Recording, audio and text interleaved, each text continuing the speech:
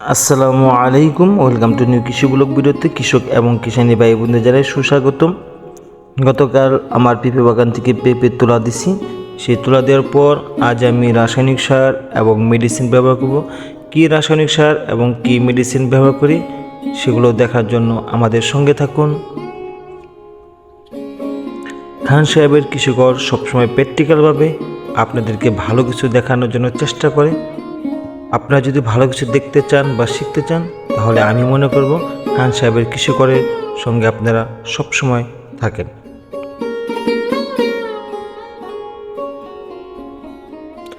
এখন আমি আমার মেডিসিনগুলো দুভাগে ভাগ করব। যেহেতু এই জায়গায় আমার 3 বিঘা জমি, আকাশের অবস্থা তেমন একটা ভালো না, আকাশের যে কোনো সময় মেঘ হতে পারে। সে কারণে আমি আগে 1.5 বিঘা জমিতে সার এবং মেডিসিন প্রয়োগ করব। পরবর্তীতে 1.5 বিঘা জমিতে সার এবং মেডিসিন প্রয়োগ করব।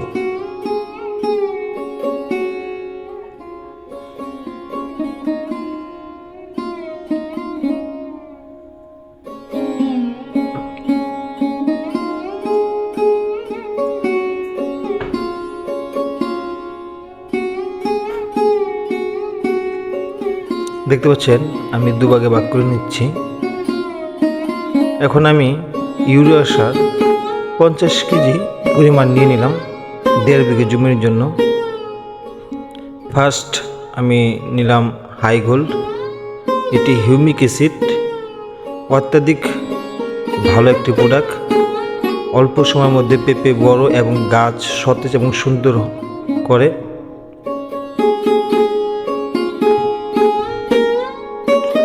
পরবর্তী নিয়ে নিচ্ছি আমি মাইক্রোথিওলটি সালফার গ্রুপের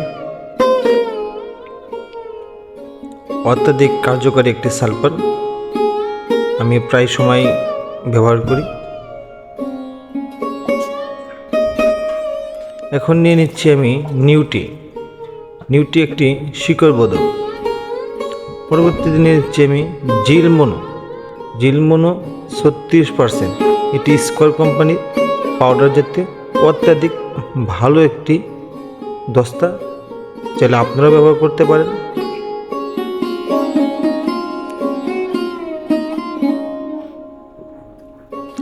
আমি 1.5 বিঘা জমিতে 3 কেজি পরিমাণ নিয়ে নিচ্ছি। এখন আমি নিয়ে নেব সবুজ প্রাণ। এটিও হিউমিক অ্যাসিড।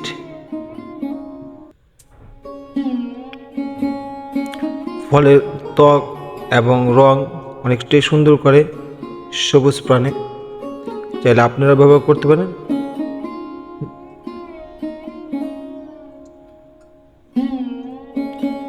এখন আমি নিয়ে নিচ্ছি জিপসামের মধ্যে আছে আপনার সালফার এবং ক্যালসিয়াম। যদি আপনার শরীরে ক্যালসিয়াম না থাকে তাহলে কিন্তু আপনি হাঁটতে চলতে পারবেন না। সেক্ষেত্রে মাটিরও একটি ক্যালসিয়াম থাকে, সেটির ঘাটতি পূরণ করে আপনার জিপসামে। এবং মাটিতে যদি কোনো নোনা থাকে তাহলে সেগুলোও দূর করে। এখন আমার মেডিসিন ঢালা শেষ। এখন সম্পূর্ণ সার এবং মেডিসিনগুলো ভালো মতন মিশিয়ে নিব। মিশিয়ে নেওয়ার পরেই আমি আমার জমিতে প্রয়োগ করব। এতক্ষণ যারা আমাদের এই ভিডিওগুলো দেখছেন তাদেরকে জানাই অসংখ্য ধন্যবাদ। পরবর্তী ভিডিও দেখার জন্য আপনারা আমাদের সঙ্গে থাকুন। আসসালামু আলাইকুম।